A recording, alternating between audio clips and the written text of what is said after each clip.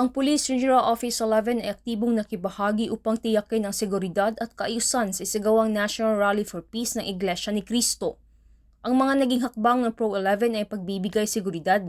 Nagpadala ang Pro 11 ng karagdagang puwersa para sa crowd control, pagbabantay sa trapiko at pagtiyak sa kaligtasan ng mga dumalo.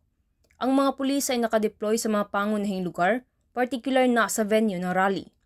Nagpatupad din ng road closures at sinigurado ng PNP kasamang lokal na pamahalaan ang maayos na daloy na trapiko sa pamamagitan ng pagsasara ng ilang pangunahing kalsada sa lungsod.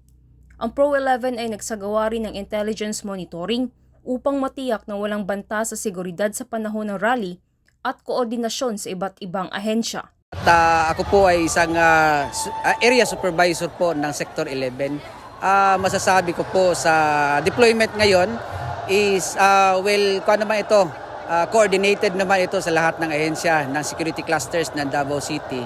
At saka napag-usapan naman ito na because of iba-iba ang mga regions na participants ng rally na ito, kaya na-brought out natin doon sa first meeting natin na paalalahanan ang mga hindi taga Davao City na mayroong existence na city ordinances dito.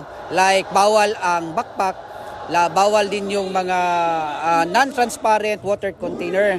So kaya nagkaroon sa D-Day ng maayos at matiwasay na rally. So far, at this time, yung mga tao naman is nagko-cooperate sa taga Davao City na kung ano ang pinagbabawal, yun naman sinusunod. Hindi naman ito malayo sa kanila kasi yung mga taga Iglesia ni Cristo naman is alam natin mga disiplinado. Walang naiulat na insidente ng kaguluhan sa panahon ng rally.